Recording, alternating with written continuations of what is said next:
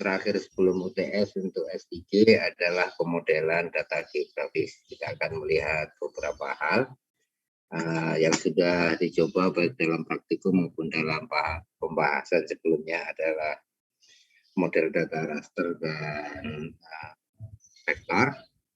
Nah, sekarang kita lihat secara keseluruhan model data apa saja sih yang ada di dalam SIG sebenarnya, gitu ya.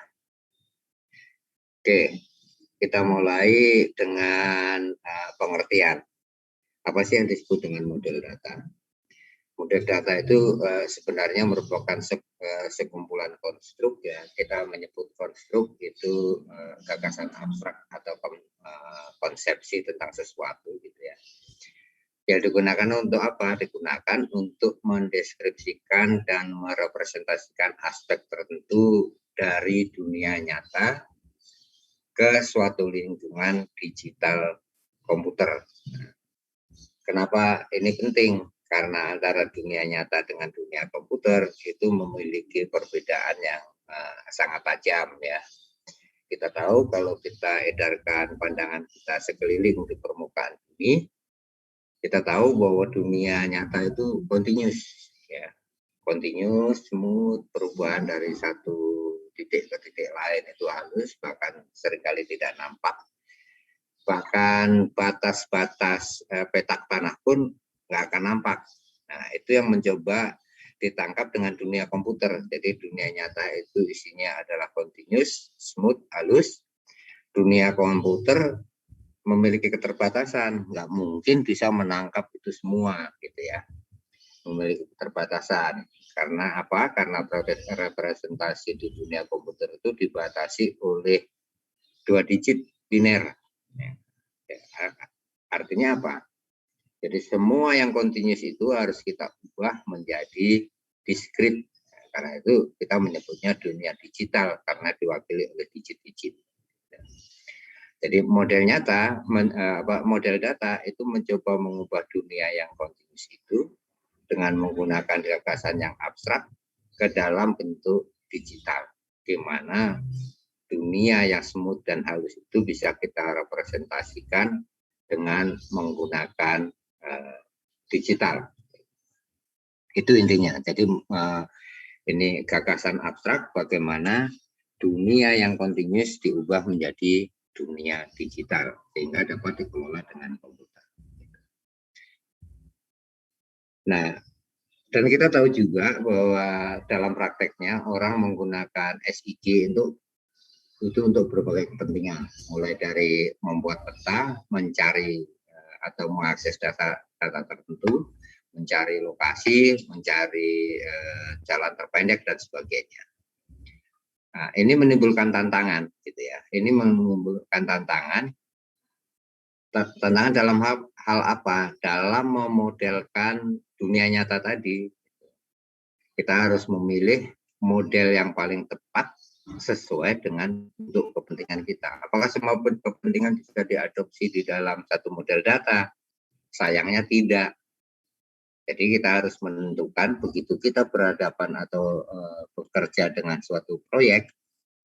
Ya, proyek itu sesuatu yang ada awal dan akhirnya, ya. Begitu kita berhadapan dengan proyek informasi geografis, kita harus menentukan dulu tujuannya untuk apa, gitu ya.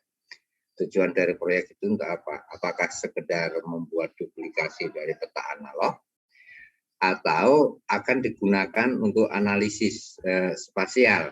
Analisisnya juga untuk apa, gitu ya. Kenapa kita berkepentingan dengan tujuan? Karena tujuan dari proyek itu akan mempengaruhi pemilihan terhadap model data yang akan kita gunakan. Sekali lagi, ini sesuai dengan konsep ekonomi scarcity, gitu. Di dalam komputer itu keterbatasan memori membuat dia menjadi scarce, gitu ya. Sementara dunia nyata itu luas tanpa batas, kontinu, halus, yang seolah-olah tidak bisa dibedakan antara objeknya. Nah, mengapa kita memerlukan pemahaman tentang model data dalam SIG? Tadi kita lihat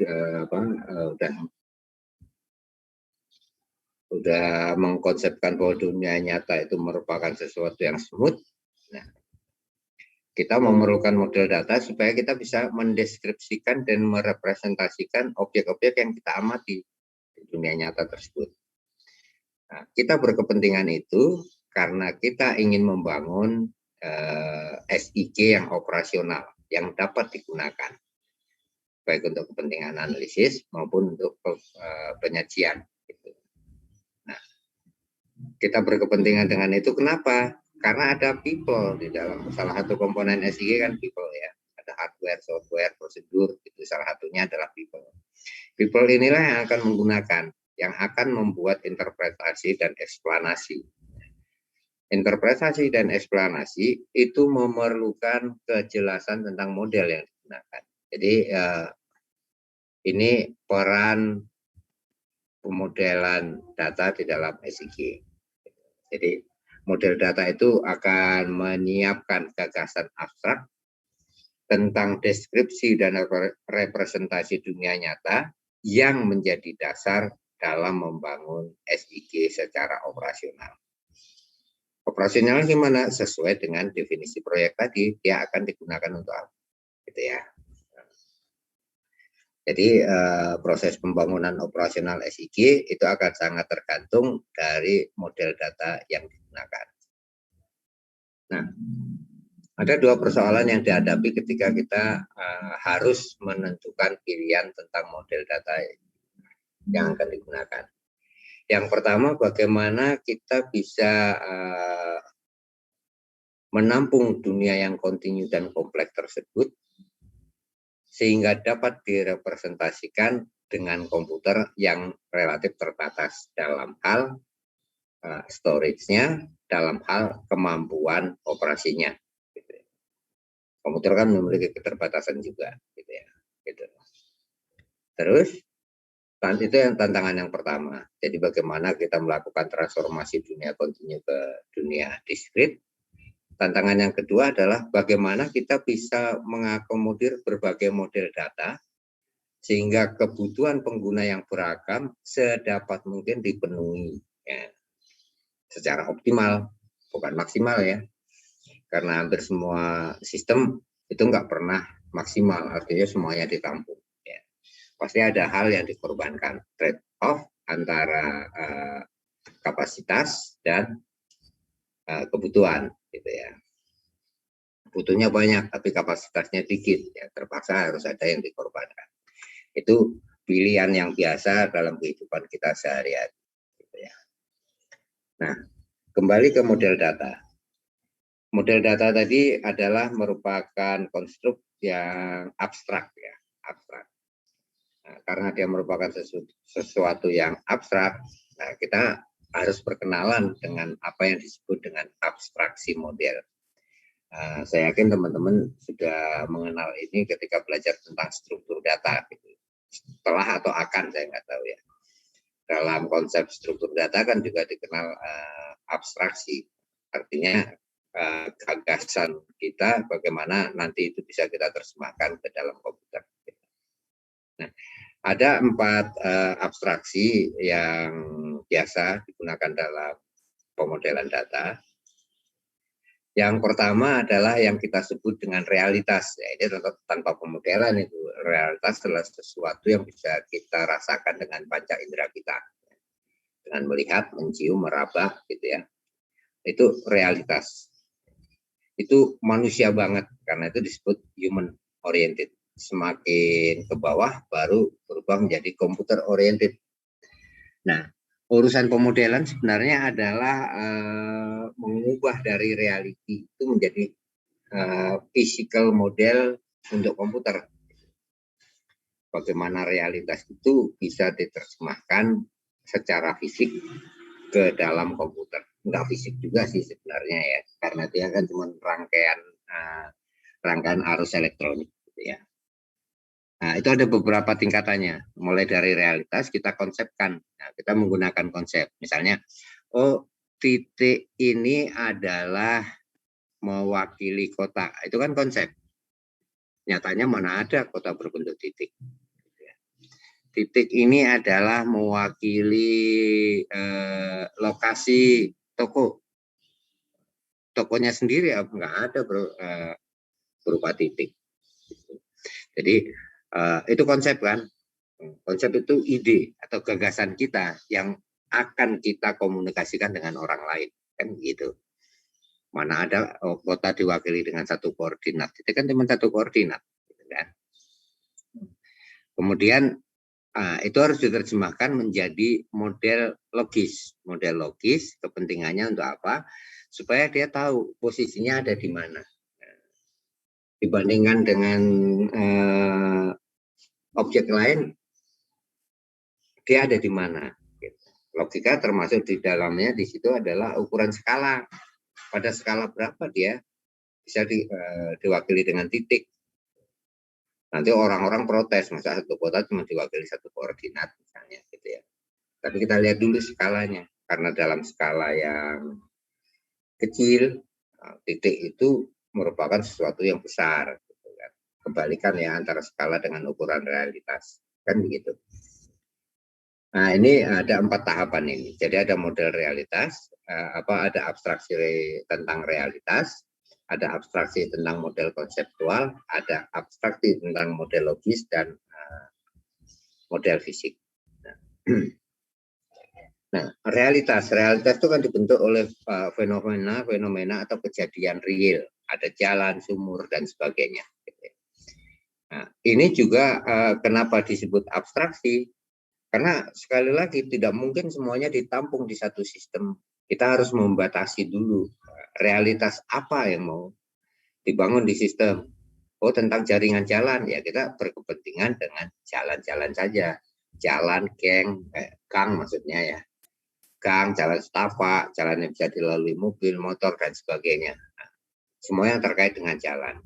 Atau kita ingin membangun SIG tentang POI, ya, point of interest. Jadi titik-titik yang dianggap paling menarik bagi orang lain. Ya dunia realitas kita batasi hanya menjadi tempat-tempat POI tadi, point of interest tadi, kan gitu. Yang lain, ya, dalam pemodelan seperti biasa, ada yang dipertahankan, ada yang dikorbankan. Fenomena yang lain ya dikorbankan, yang kita tangkap hanya yang sesuai dengan kepentingan kita. Nah, model konseptual ini adalah konsep dari objek atau proses yang kita anggap relevan dengan masalah tersebut. Masalah yang mana? Yang terkait dengan tujuan proyek sistem informasinya, gitu ya. Kemudian ada model logis. Nah, ini kita udah mulai masuk. Nah, kita udah menggunakan representasi visual untuk menggambarkan ini. Kita menggunakan diagram, menggunakan daftar atau tabel dan sebagainya untuk identifikasi dari berbagai objek yang ada yang telah diterjemahkan ke dalam model konseptual tadi. Nah, setelah itu dapat, barulah kita implementasikan secara fisik ke dalam SIG gitu ya. Nah, kadang-kadang ada file yang terpaksa kita simpan di dalam basis data, misalnya karena karakteristik atau atributnya terlalu banyak, gitu. Atau prosesnya akan melibatkan banyak mata rantai yang melibatkan banyak file, sehingga untuk query dan kemudahan, efisiensi dan efektivitas penyimpanan file ya kita simpan di dalam basis data misalnya. Tuh. Ini model fisik. Nah, ada 4 tahapan dalam pemodelan data. Yang pertama adalah mendefinisikan jenis utama dari objek yang akan direpresentasikan. Nah, biasanya ini nanti akan kita terjemahkan ya, karena kita kepentingannya adalah SIG, kepentingan kita adalah layer atau lapisan peta. Ya. Kita definisikan per layernya nanti. Jenis-jenis utama yang akan tampilkan di situ. Apa saja? Kalau jalan kelas berapa? Semua jalan atau dibatasi hanya jalan-jalan utama. Atau jalan yang menghubungkan objek yang bagaimana. Nah, kita definisikan ya. Satu persatu kita definisikan supaya kita nggak salah gitu ya. Karena apesnya jadi tukang komputasi kan gitu. Kalau ada apa-apa semua kesalahan karena komputernya. Nah, sambil melirik kita, yang salah kita karena kita yang menangani. Nah, tapi kalau proyeknya udah jelas, artinya ada dokumentasi yang jelas gitu. tentang sistem kita, biasanya dengan mudah, oh ini loh keterbatasannya memang ada di sini karena kita hanya mengakomodir yang ini. Nah, kalau wah ini butuh ini, kalau gitu kita bikin proyek baru, kita lakukan perbaikan atau membangun dari scratch yang baru, kan gitu ya. Jadi yang pertama kita definisikan apa yang ditampung. Yang kedua kita deskripsikan setiap objek tadi, ya kita deskripsikan. Setelah itu kita buat diagram, ya masing-masing objek itu perilakunya seperti apa, terus prosesnya atau metodenya atau interaksinya seperti apa, gitu ya.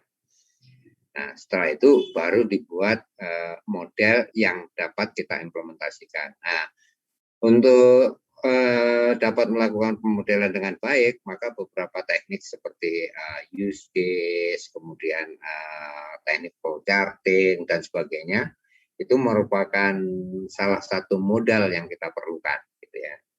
Sehingga kita bisa membuat daftar, yang membuat diagram yang dapat kita komunikasikan dengan orang lain dengan lebih mudah. Ini tahapannya. Nah, tadi SIG digunakan oleh banyak orang dengan kepentingan yang berbeda. Antara developer dan user itu ternyata juga memiliki kepentingan yang berbeda dengan model data. Nah, bagi developer, model data ini menjadi alasan dia untuk memilih aplikasi apa kira-kira yang akan saya buat. Jadi dia menentukan domain aplikasinya. Aplikasi apa nih yang harus saya buat? Apakah sekedar melakukan checklist atau saya membantu dia menemukan jalan terpendek dan sebagainya, gitu ya. Itu tergantung dari model datanya. Kalau untuk vektor misalnya, oh datanya vektor, berarti bisa digunakan untuk melakukan analisis jarak. Kita bisa memberikan perkiraan waktu seperti yang digunakan oleh Google Maps misalnya. Tapi kalau raster, persoalannya menjadi lain lagi. Karena raster itu jumlah datanya terlalu banyak, isian setiap selnya juga tidak mudah diidentifikasi. Nah, ngakalinya gimana kalau ketemu raster, ya saya digitasi dulu biar bisa menjadi vektor. Rasternya tetap saya pertimbangkan, saya consider sebagai lapisan terakhir dari peta. Gitu. Dan itu yang dilakukan oleh Google.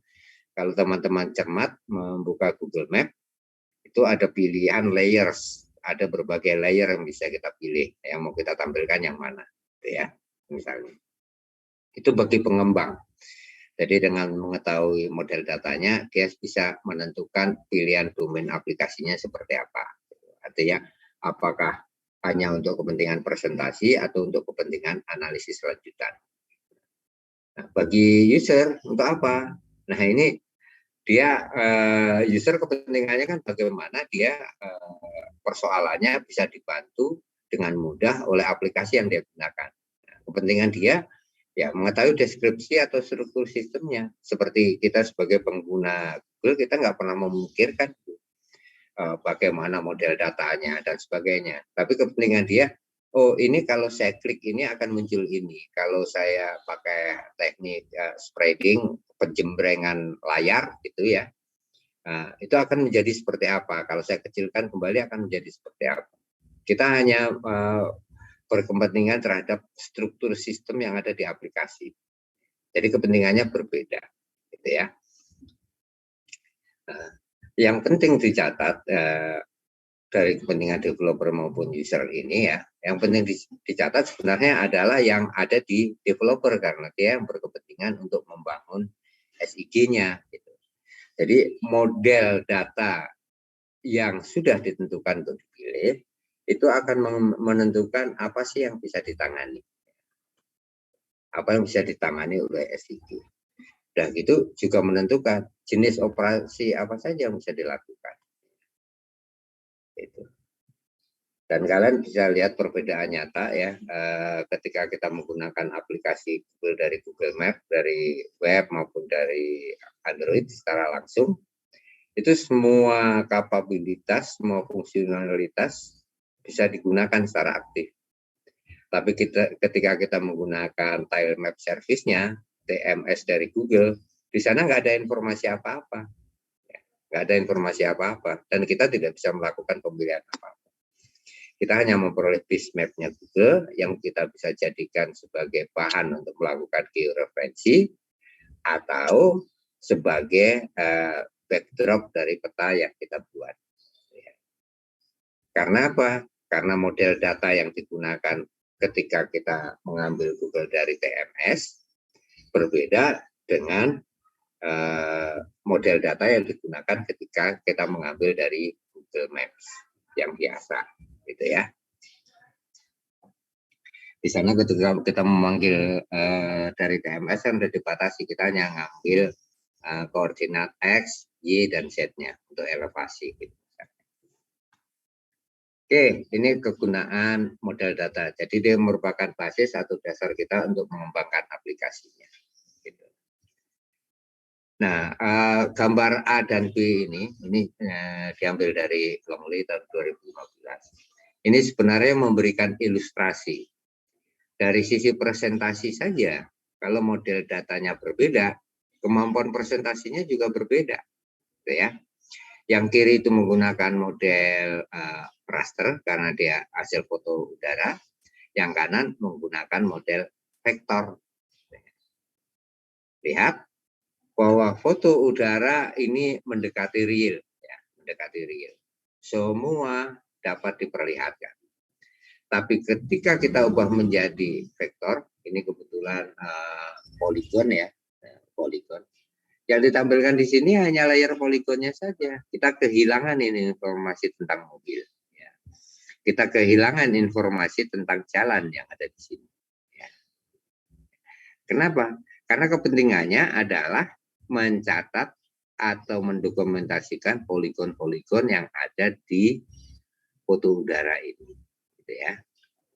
Nah, ini menegaskan bahwa model data yang berbeda juga mengakibatkan software memiliki kapabilitas untuk presentasi yang berbeda juga. Ya. Itu sebenarnya ini contoh dari apa yang sudah dibahas sebelumnya. Nah,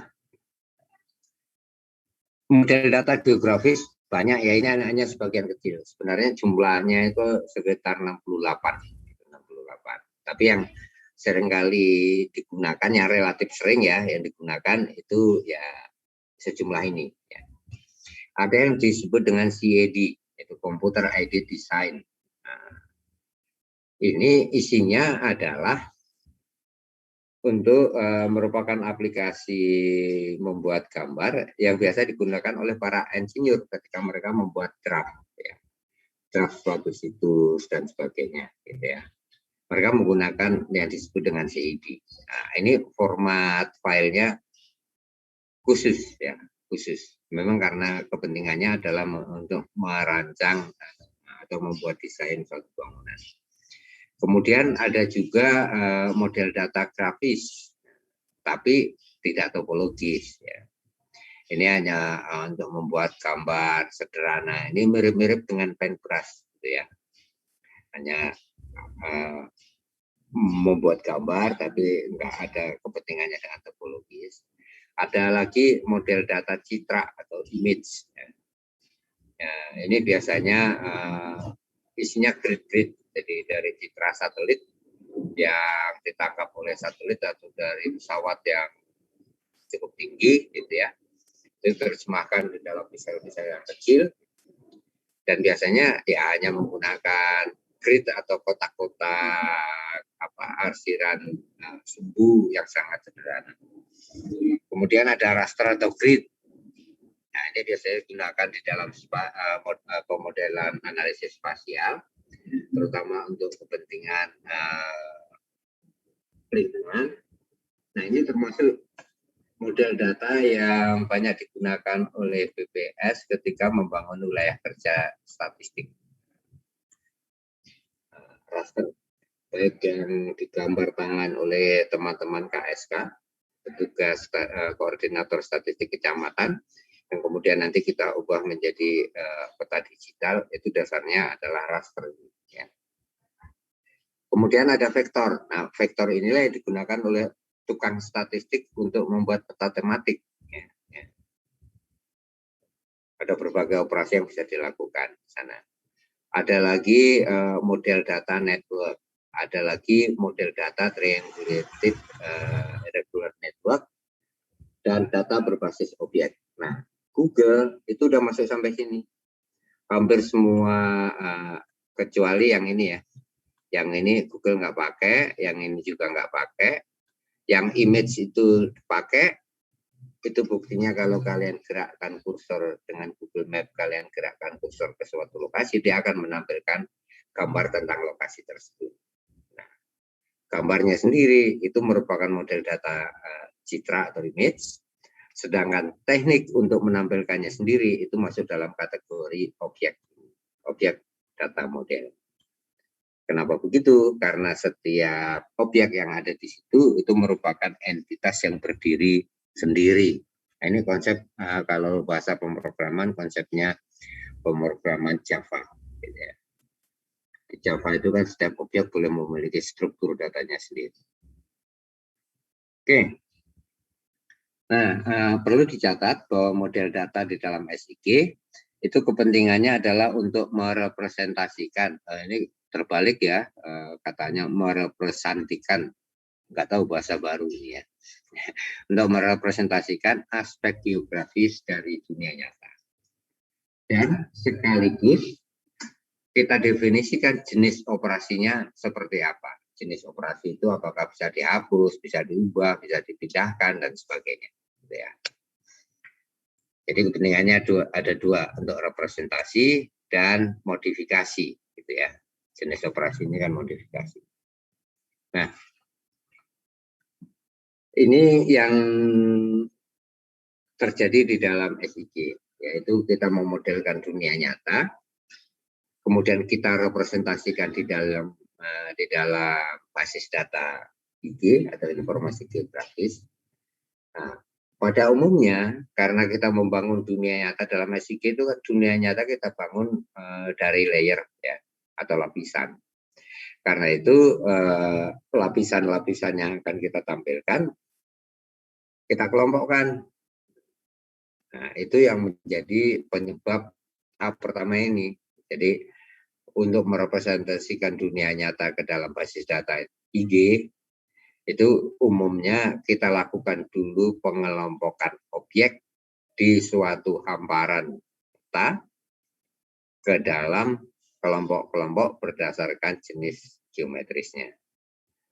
Dan ini juga yang sebenarnya secara intuitif sudah kita lakukan ketika kita mencoba modul praktikum ke-6, ya, ke-6, melakukan digitasi. Itu kan kita membuat dua layer poligon dan layer titik, gitu ya. Dan nggak bisa dicampurkan, karena apa? Karena masing-masing menggunakan data file yang terpisah. Nah, kalau ada muncul, wah ada class layer, nanti kalau kita semakin advance kan ngomongnya bukan sekedar layer, ada yang class layer, itu sebenarnya dimaksudkan sama. Yang disebut dengan class layer itu adalah entitas dari suatu jenis geometris tertentu. Jadi ada class layer point, ada class layer polygon, point, ada class layer garis, yang di dalam QGIS itu disebut dengan polyline, ya, dan sebagainya. Itu kelas-kelas layer. Jadi pengelompokan objek berdasarkan bentuk geografisnya. Dan kalau kita menyebut layer, itu sebenarnya sekaligus kita menyebut himpunan data sebenarnya. Karena layer walaupun yang ditampilkan itu merupakan gambar pulau, gambar jalan, gambar rumah, dan sebagainya. Itu sebenarnya kan merupakan basis data. Nah, itu basis data geometrisnya yang ditampilkan di kanvas QGIS, sedangkan informasi lain itu ditampilkan di tabel atribut, gitu ya. Jadi kalau orang ngomong layer, itu kita sebagai tukang SIG itu, oh berarti menggunakan basis data yang ini, gitu. Jadi layer itu sama dengan himpunan data. Jadi refer back, kita review ulang ya. Layer itu himpunan entitas dengan jenis geografis yang sama. Satu layer berarti membutuhkan satu file, gitu ya, satu file. Kemudian salah satu pendekatan yang bisa kita gunakan untuk membangun layer ya, itu adalah dengan mengubah peta analog menjadi peta vektor atau menjadi peta digital. Bisa melakukan pemindaian kertas. Ya. Jadi peta yang ada dalam kertas kita foto, nah, itu menjadi peta digital kan. Kenapa? Karena sudah bisa disimpan secara digital. Informasinya sudah bisa disimpan dalam bentuk deretan 01. Ya. Gitu. Nah, layer tadi kita kelompokkan ada beberapa tujuan sebenarnya. Yang pertama efisiensi, ya. Yang kedua aturan validasinya mudah. Yang ketiga aturan relasi antar objek juga menjadi lebih mudah. Karena ngurus yang digital itu kan cuma selebar layar laptop atau desktop kita. Jauh lebih mudah dibandingkan kalau dia masih dalam bentuk peta analog. Misalnya mau memindahkan rumah aja, kalau peta analog kan harus melalui gambar ulang. Nah, dengan menggunakan peta digital, kita tinggal copy paste, copy dari satu tempat, saya pindahkan ke tempat yang sekarang, yang lama tinggal saya hapuskan. Jadi lebih mudah segala operasi dan aturannya, itu boleh tidak kita memindahkan dan sebagainya, itu jauh lebih mudah diimplementasikan daripada di kertas. Ya. Itu kepentingannya lah ya. Oke, tadi ada beberapa model data SIG. Yang pertama adalah CAD, CAD ya. Ini sebenarnya merupakan model data awal yang banyak digunakan oleh SIG sebenarnya. SIG sebenarnya ngopi dan nyontek modelnya CAD. CAD ini bagus ya, karena setiap titik data yang ada di layar itu memiliki koordinat. Menggunakan ada koordinatnya. Kenapa? Karena dia digambarnya di layar komputer. Layar komputer itu kan memiliki koordinat XY. Yang pojok kiri atas sekali itu 00. Bergerak semakin ke kanan menjadi bertambah 1 ya. Karena sebenarnya kan layar monitor kita ini bentuk dari piksel-piksel ya. Dari titik-titik yang sangat kecil itu. Jadi keunggulannya dia memiliki koordinat. Karena itu waktu pertama kali pengembangan SIG ini menjadi salah satu model data ideal pada saat itu. Nah, di dalam CID ini juga memiliki keterbatasan karena tidak mungkin melukis atau menggambar seperti kita menggunakan gambar tangan. Sehingga setiap objek yang ada di dunia nyata direkamnya secara simbolis, apakah dia berupa titik, garis, dan area. Namun demikian koordinat tadi itu masih belum memadai untuk kepentingan SIG. Kenapa? Karena koordinat ini hanya berlaku lokal di permukaan gambar di mana objek digambarkan. Jadi hanya berlaku di gambar tersebut koordinatnya. Belum menggunakan koordinat global seperti sistem koordinat yang digunakan SIG. Ya. Nah, yang pertama koordinatnya lokal, yang kedua kita tidak bisa memisahkan objek-objek yang ada di permukaan gambar CAD. Ya. Artinya objek-objek itu yang nggak ada identitasnya yang unik. Ya.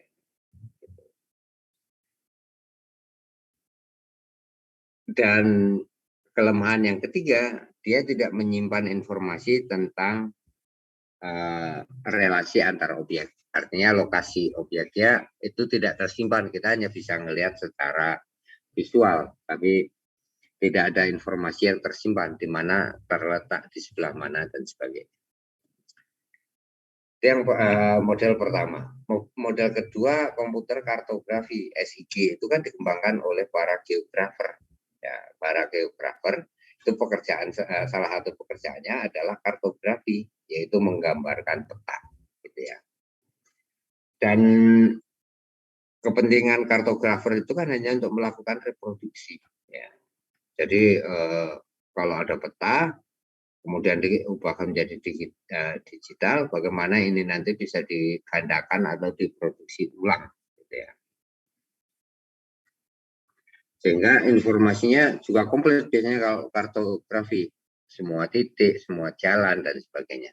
Dan ide itu pula yang kemudian mencoba ditangkap dan diterjemahkan oleh para pengembang software SIG. Jadi kalau menggambarkan jalan, dikasih nama posisinya. Terus ketika kita menampilkan peta Google, selain untuk kepentingan iklan, dia juga akan menampilkan tempat-tempat yang dianggap bisa menjadi ancor atau petunjuk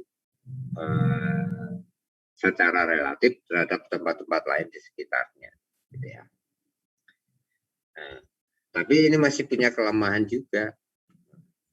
Tidak ada tag atau atribut lain yang bisa kita simpan di dalam gambar tersebut. Ya, nggak bisa serta-merta kita simpan. Paling kita memilih satu atau dua. Selain antara objek sama dengan CID, app,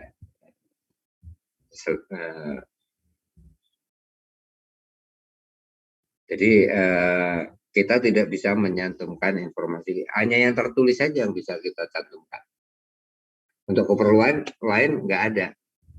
Kenapa? Karena kepentingan orang kartografi kan hanya untuk mereproduksi ulang. Dia tidak berkepentingan melakukan analisis terhadap objek-objek yang ada di dalam permukaan peta yang dia buat. Kemudian model ketiga adalah model data image processing atau pengolahan citra. Ya. Ini biasanya menggunakan raster atau grid, ya. Menggunakan raster atau grid, cuman ia tidak memiliki koordinat, ya. Tidak memiliki koordinat. Itu kelemahan utamanya. Ya. Walaupun kalau teman-teman melakukan fotografi sekarang yang ngambil suatu lokasi, kita bisa cantumkan lokasinya. Artinya kita melakukan geotagging atau claim terhadap posisi geografis di mana foto tersebut diambil. Tapi itu masih recent, ya, teknologi yang baru, ya, yang baru. Dan kita masih belum bisa melihat manfaatnya di SIG secara nyata. Ya. Oke. Ini contoh citra satelit. Ini adalah gambar di salah satu lokasi di citra tersebut. Yang berikutnya data raster. Nah, ini disimpan dalam bentuk array atau matriks, gitu ya. Selnya menyimpan atribut berdasarkan nilai pengkodean. Ya. Jadi bisa diubah. Kalau kuning tipis dia mencerminkan apa, kuning tebal mencerminkan apa, dan sebagainya. Nah, untungnya raster, walaupun secara 99% datanya tidak memiliki koordinat, tapi ada aturan untuk model data raster itu. Nah, di file raster itu dia akan menampung, ya, menampung apa dia ada di mana, posisinya seperti apa, relatif terhadap posisi global yang biasa kita gunakan. Jadi di headernya raster itu memuat ini koordinat geografis untuk pojok paling kiri, ukuran selnya seberapa, jumlah elemen baris dan kolomnya bagian mana, sistem proyeksi yang digunakan seperti apa, dan sebagainya, dan sebagainya. Nah, bagaimana kita menyimpan array dalam data raster? Ya, kita sesuaikan nilainya. Misalnya 3 sama dengan biru, 4 sama dengan merah. Nah, tergantung dari jenis data atribut yang kita gunakan untuk mengklasifikasikan nilainya. Nah, raster kelemahan utamanya, raster bagus, ya, bisa menyimpan koordinat geografis, gitu ya. Walaupun hanya satu titik, tapi dari satu titik itu kita bisa melakukan inferensi atau kesimpulan. Raster jumlahnya banyak ya. Satu file gambar itu bisa foto kita aja kalau resolusi kameranya baik itu bisa sampai berapa giga gitu ya. Apalagi untuk peta wilayah yang relatif besar itu ukurannya juga giga. Ya. Apalagi kalau raster kita ambil data yang bentuknya terang, ya terang itu juga membutuhkan tempat penyimpanan yang besar, sehingga diperlukan teknik kompresi untuk data raster. Ya. Ada Runlang, ada Block and Good, ada Quadri, ada Wavelet. Tiga yang pertama, ini merupakan teknik informasi lossless. Jadi tidak ada informasi yang dihilangkan ketika dia diubah. Sementara untuk yang wavelet itu dia hanya pertahankan informasi pentingnya, informasi lainnya ya dia buang. Wavelet itu mirip dengan SIG ya. Dengan PDF kok SIG. Ya, wavelet itu sama dengan PDF. PDF itu kan masih tetap bisa merepresentasikan dengan baik. Hanya saja ada beberapa informasi yang hilang yang tidak bisa kita kembalikan. Tiga yang pertama itu jenis lusi, artinya tiga yang pertama itu lossless, yang wavelet itu lossy, ada informasi yang hilang. Sementara yang tiga yang pertama ini informasinya dipertahankan untuk tidak hilang. Oke, Runlang itu kenapa disebut dengan meringkas data? Nah, ini dikasih contoh. Formula dari Runlang itu adalah NV, di mana N merujuk pada pengulangan dan V merujuk pada nilai yang diulang. Misalnya untuk ini ada berapa R? 1, 2,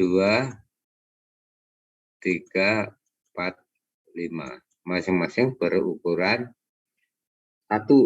Jadi diringkas dari sepanjang 5 digit diubah menjadi 5R. Jadi ada penurunan sebesar 40%. Ya. Begitu juga dengan yang M. Nah, M ini contohnya menarik. Aslinya cuma butuh satu tempat M saja. Tapi karena yang panjang di depannya bukan by default, melainkan sudah seperti itu alat ya terpaksa gitu ya. Jadi peringkasan ini menjadikan yang segini panjang 1, 2, 6, 13 yang sepanjang 13 digit itu ya, ini hanya menjadi berapa? 1, 2, 3, 4, 5, 6, 7, 8, 9 digit. Nah, kasus pendek hanya sedikit yang diubah. Bagaimana kalau kasusnya diperlebar? Nah, bisa semakin panjang, bisa semakin pendek. Tergantung data yang kita miliki, replikasinya cukup panjang nggak? Pengulangan yang ada untuk setiap data yang mau dimodelkan itu cukup panjang atau tidak? Itu Runlang encoding. Ini contohnya. Ya, misalnya 08 nggak kelihatan ya. 08 04 13.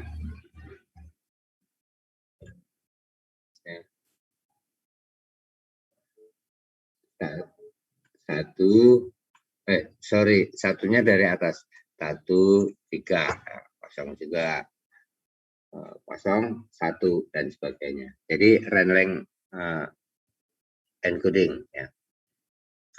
Kemudian ada block encoding. Nah, kalau dari kerjanya per baris Runlang encoding, kalau block encoding itu berdasarkan baris dan kolom ya. Nah, jadi dibagi-bagi secara hierarkis gitu ya. Untuk setiap blok itu jumlah baris dan kolomnya harus sama. Itu aturannya cuma itu. Kalau digambarkan ini, nah, ini block size-nya ada 9. Nah, kalau di count atau dihitung menjadi 1. Itu sebenarnya terjemahan dari yang ya. Nah, koordinatnya di mana? Dimulai dari 5, ya, 5 turun sampai 2. Jadi pojok kiri atas itu. Nah, pojok kiri atas itu lokasinya, ukurannya 9. Gitu. 9 dari 1, 2, 3, 4, 5, 6, 7, 8, 9. Tuh. Ini cara penulisan di block encoding. Ya. Bagaimana dengan pemecahan yang bawah? Sama, dengan cara yang sama. Teman-teman bisa tulis. Kemudian ini mirip dengan block encoding, tapi ada syaratnya. Bahwa semua yang akan dikompresi itu mengandaikan raster dengan ukuran yang sama. Dia akan bagi menjadi node-node, dan setiap node tepat berisi 4 kuadran atau wilayah. Jadi aturannya paling bawah ini yang paling penting di sini. Bahwa setiap node memiliki 4 children, walaupun children nanti isinya kosong gitu ya. Tapi itu aturannya. Ini contohnya. 0, 1, 0, 2. Ini 0. Kan ukuran barisan kolom harus sama. Ini 02, 01, 02. Itu node yang pertama. Nah, bagaimana dengan yang ini? Oh, ini isinya 4 semua. Nah, itu yang ini. Ya. Yang ini berhubungan dengan ini. Ya. Terus ada 22, 00. Ya. 22, 00 di bawahnya. 2200 berarti kotaknya ini. Terus ada lagi 2200. Terus ada 01, 01, 02.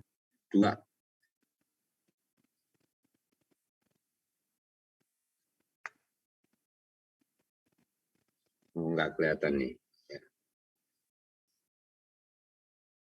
Oke, kalau yang ini 2200 terus 2200 bawahnya lagi ya. Ini adalah yang ini nih.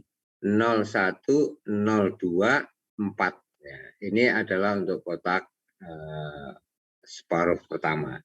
Yang berikutnya adalah kotak untuk separuh kedua. Ada 22, ya karena 2 nggak sama dengan 0, ya nggak bisa direpresentasikan dalam kuadri. Ya, diambil nilainya begitu saja. Ya. Ini untuk kuadri.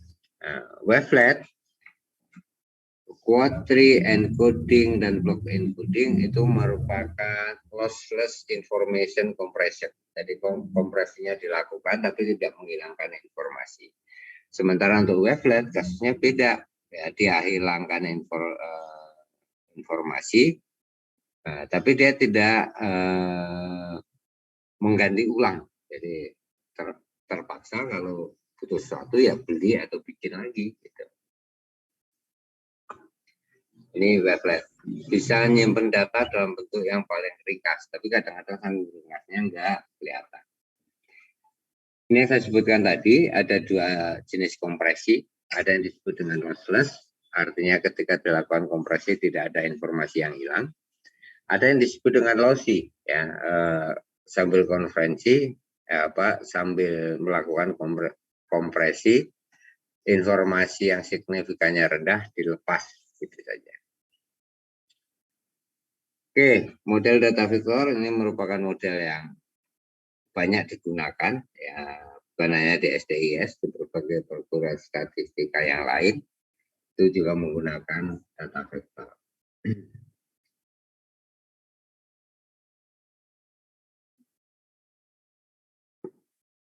Jadi ini mewakili objeknya discrete, ya, ada metode representasinya sendiri, efisien dalam penyimpanan karena kita hanya simpan dalam bentuk database yang memerlukan filenya juga tidak besar. Terus ada berbagai tool juga untuk melakukan operasiannya. Ya. Jadi kita akan lebih banyak menggunakan data vektor dan raster. Nah, ini beberapa catatan ya. Beberapa catatan saya tinggal. Nah, sekarang mari kita perkarakan apa itu fitur geografis dan untuk model data vektor.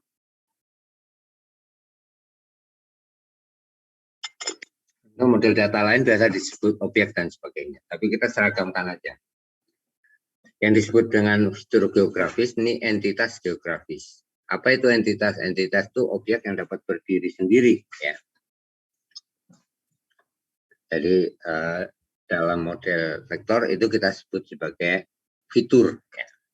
Kemudian ada kelas fitur, nah, sama dengan pengertiannya tadi kelas layer. Kemudian ada tampil fitur, nah itu yang kalau di GIS kita lihat di atas tengah ya, di atas tengah itu ada tampilan tentang tabel fitur. Di sana disebutnya tabel atribut. Ya. Nah, fitur di dalam vektor itu bisa dibedakan jadi fitur sederhana dan fitur topologis. Ini contoh kelas fitur ya dari satu lapangan ini ternyata kalau diekstrak ada data berupa kancing, ada data berupa lain, ada data berupa poligon. Nah, ini adalah contoh model data vektor. Model data vektor. Tadi ada vektor, ada fitur sederhana, dan ada fitur topologis. Nah, yang disebut dengan fitur sederhana, kenapa disebut sederhana? Karena yang disimpan hanya koordinat yang membentuk fitur tersebut. Ya. Sederhana. Kemudian ada sederhana ya lawannya tidak sederhana. Nah, fitur-fitur di dalam data vektor itu biasanya dibedakan menjadi fitur titik, garis, dan bidang. Yang garis biasanya disebut polyline karena bisa terdiri dari beberapa banyak ruas garis, ruas jalan misalnya yang tidak terputus. Nah, polyline dan poligon untuk fitur sederhana ini sering juga disebut dengan spaghetti. Kenapa spaghetti? Karena spaghetti itu bisa diputar dan sebagainya ya, bisa saling persalingan. Terus ujung dari garisnya itu bisa juga terjuntai gitu. Jadi terjuntai bukan karena kesalahan. Nah, ada fitur topologis. Kalau di sederhana tadi hanya menggambarkan koordinatnya. Kalau topologis, bagaimana hubungannya? Nah, apa yang disebut dengan topologis? Topologis berasal dari topologi, yaitu cabang yang mempelajari karakteristik yang tidak berubah ketika petanya dilakukan deformasi dengan dikucek-kucek atau dilebarkan. Nah, ada objek-objek yang posisinya nggak pernah berubah, kualitas petanya bisa berubah, tapi fitur di dalamnya nggak akan berubah. Dan disebut dengan sifat topologi. Nah, hubungan topologis bisa metrik, bisa non metrik. Metrik kalau kuantitatif, non metrik kalau kualitatif. Catatan di bawah itu ilustrasi antara topologis. Jika yang pertama bukan topologis, yang pertama bukan topologis, tapi yang kedua itu topologis. Topologisnya di mana? Karena objek-objeknya nggak berubah, ya. Konstan. Jadi dalam pemodelan ada juga yang disebut dengan persepsi tentang topologi dasar, yaitu tentang konektivitas, tentang definisi area, dan tentang persentuhan. Di konektivitas kita harus dapat memperoleh informasi dari tata kota. Jalan ini sampai di mana sih, gitu ya? Berakhir di depan atau ikut belok ke belakang. Kira-kira itu. Jadi ada konektivitas, definisi area, dan persentuhan. Konektivitas, nah ini penjelasannya. Ya. Contohnya adalah upload topologi. Ini termasuk vektor topologi. Dari data seperti itu disimpannya menjadi seperti ini. Ada presentasi definisi area. Nah, itu kita menggunakan poligon topologi. Artinya kalau ada jarak yang terlalu jauh, gimana kita lakukan perbaikan dan sebagainya. Ini contoh topologi. Ada persepsi contiguity atau persentuhan. Apa sih yang disebut dengan persentuhan? Itu juga perlu didefinisikan dengan jelas. Ini penggunaan umum topologi dalam SIG sebagai bahan dasar untuk melakukan validasi, untuk memodelkan perilaku, melakukan editing, mempengaruhi query, dan aplikasinya. Sebutkan tadi ada validasi data. Ya, validasi data itu sebenarnya untuk make sense saja sih data yang kita gunakan. Itu tidak terkontaminasi penyakit dan sebagainya. Ini beberapa contoh kegiatan validasi. Nah, sekarang yang tentang topologis ada aturan. Tadi aturannya apa, benda tersebut tidak akan berubah ya, walaupun terjadi deformasi peta. Oke, ini beberapa kesalahan topologis. Ini punyanya Esri. Oh iya, jadi ingat. Mumpung lupa, saya izin dulu. File ininya belum saya kasih.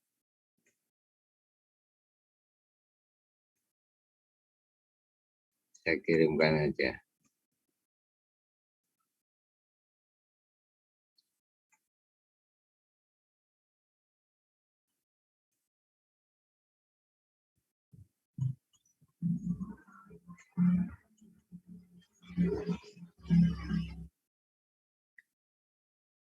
Oke, ini ada, sorry saya harusnya.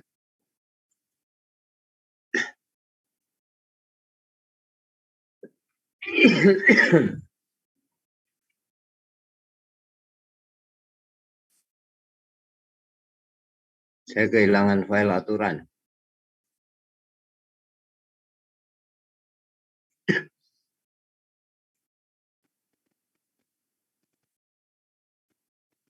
Yang saya kirimkan tadi apa ya? Jangan-jangan, oh saya nggak mengirimkan file ya.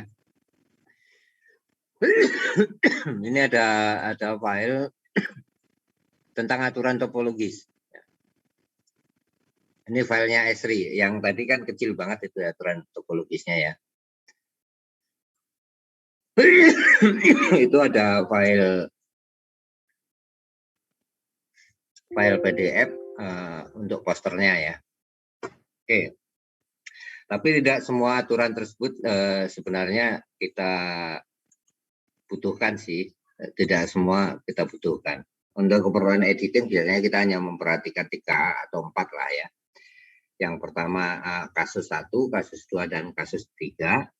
Kasus 1 itu jika kita ketemu ini yang disebut dengan undershoot, garisnya nggak ketemu. Ini yang disebut dengan overshoot, garisnya kelewat. Kalau untuk polygon biasanya sliver atau gap gitu. Ada juga kasus overlap ya, numpang gitu ya. Hanya itu saja sebenarnya koreksi topologis yang kita lakukan dalam peta. Nah ini termasuk yang berat ya, dan kita nggak gunakan ya.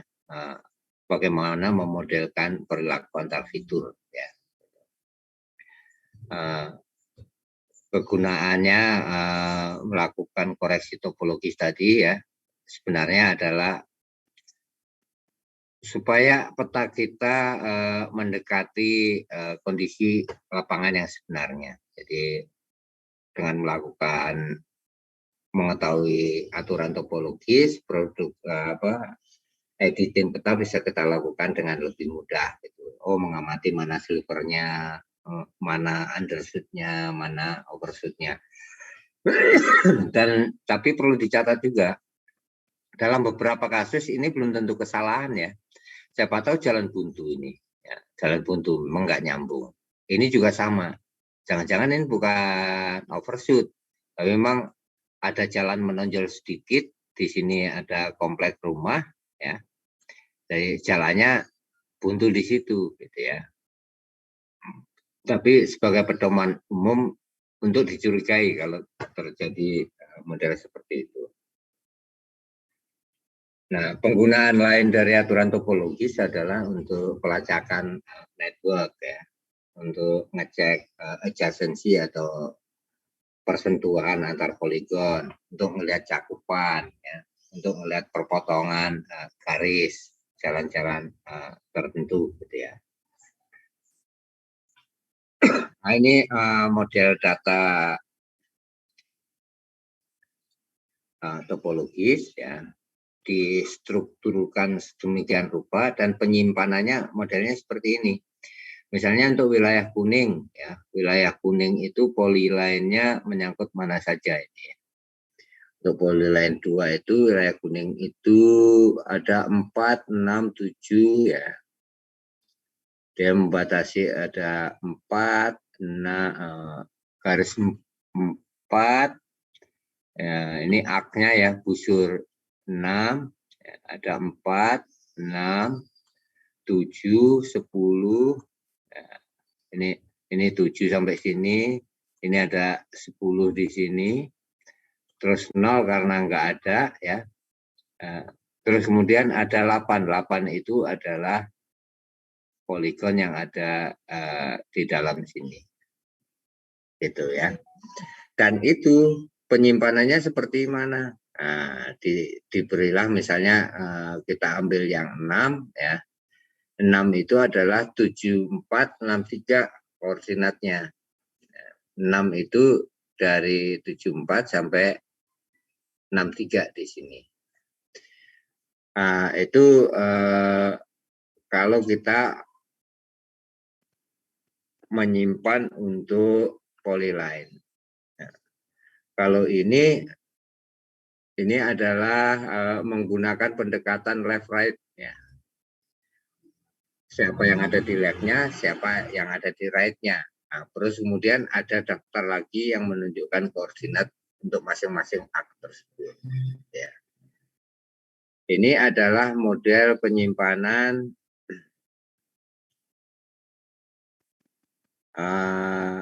georelational.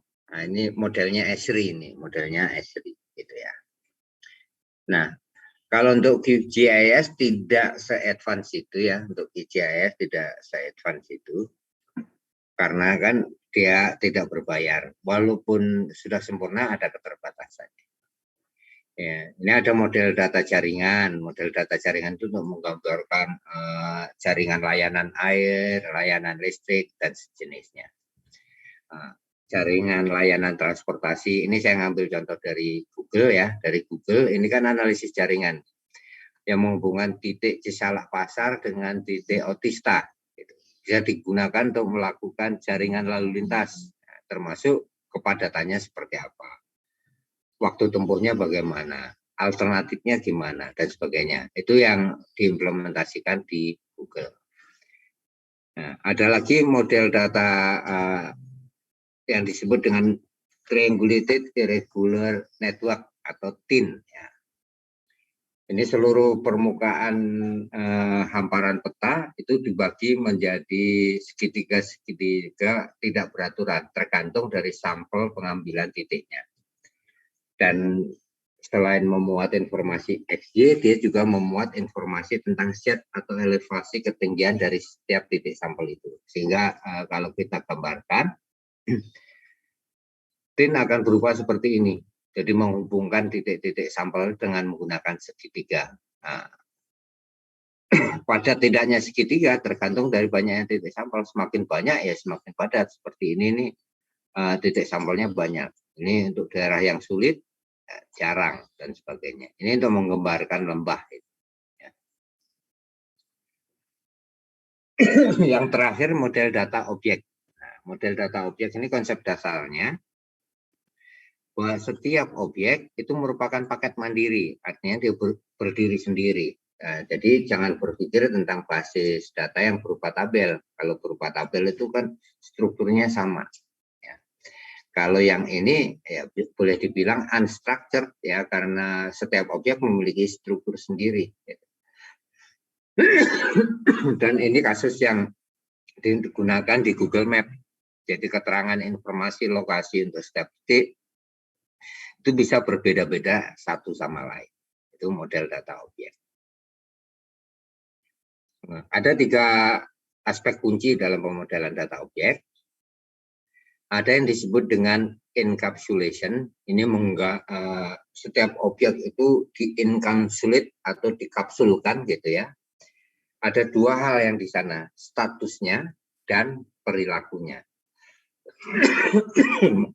Apa yang disebut status? Itu kalau di dalam konsep basis data yang umum, kita disebut dengan atribut. Ya. Yang disebut dengan behavior, itu metode atau operasi yang bisa dikenakan. Nah, ada juga konsep inheritance, itu warisan ya. Artinya apa yang bisa diwarisi dari objek lain, sehingga dia tidak harus create dari scratch, dia hanya ngambil yang penting-penting saja. Ada juga konsep yang disebut dengan polymorphism. Jadi objek memiliki implementasi secara spesifik untuk mengoperasikannya. Dan itu yang terjadi juga dengan konsep GUI. Setiap icon ditampilkan dalam setiap operasi ditampilkan dalam icon, diklik operasinya berbeda satu sama lain. Ya. Itu perkembangan terbaru yang terjadi di dalam SIG. Gitu. Nah, sekarang bagaimana pemodelan data ini di dalam pemodelan data geografis dalam prakteknya? Ini saling kait mengait ya, bahwa kualitas dari analisis geografis itu akan tergantung dari kualitas basis data. Kualitas basis data itu akan sangat tergantung dari modelnya. Model datanya seperti apa. Ya. Kalau modelnya kurang baik merepresentasikannya, ya kita tidak bisa berharap kita akan memperoleh analisis yang baik. Dan untuk pemodelan data geografis sama dengan pemodelan secara umum, dimulai dari pendefinisian sampai kemudian nanti membuat model fisik. Oke, itu materi kita. Nah, sekarang untuk UTS, kesepakatan tim dosen kira-kira seperti ini. Jadi semua bahan pertemuan itu akan diujikan. Ya. Soalnya sekitar 40 sampai 50 pilihan ganda. Nah, untuk antisipasi yang tidak terbiasa dengan pilihan ganda, ada 5 soal esai. Nah, belum sepakat apakah 5-5-nya harus dikerjakan atau memilih 4 dari 5 atau 3 dari 5. Tapi kira-kira ya pendek lah yang cukup dikerjakan untuk separuh waktu yang tersedia di dalam UTS sepanjang 120 menit itu. Oke, itu saja bahannya. Nah, untuk presensi, ya, jelaskan 2 hal ini. Ya. Bagaimana tingkat abstraksi dan model data geografis itu apa saja. Ya.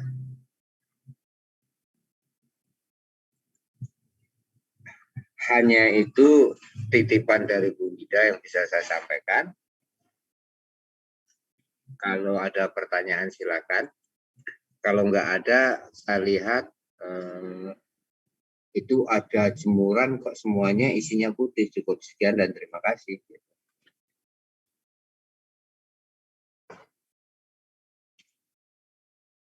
Halo Rova ketawa-ketawa, soalnya cuma dia yang bangun.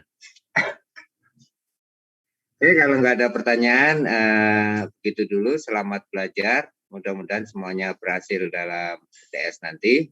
Ya, sampai ketemu dengan Bu Wida nanti siang. Kalau nggak ada pertanyaan, saya ngelihat ada ketan kok di awur-awur. Nah, cukup sekian, saya mau kabur. Saya live ya. Terima kasih. Sampai ketemu lagi. Terima kasih, Pak. Terima kasih, Terima kasih, Pak. Live ya. Terima kasih, Pak. Mari.